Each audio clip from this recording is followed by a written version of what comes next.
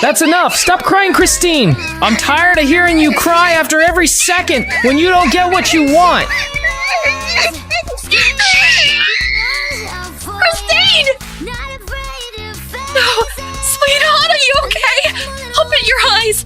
Christine! Christine! Eric! Call an ambulance right now! I can't hear her breathe! What happened? Oh my god, Christine! I didn't mean to. I didn't want this to happen. Christine was just annoying me.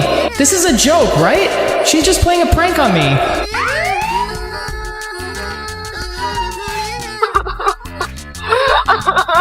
Babe, don't worry. Everything's gonna be alright. Doctor! Is my sweet baby okay? Like and subscribe for next part.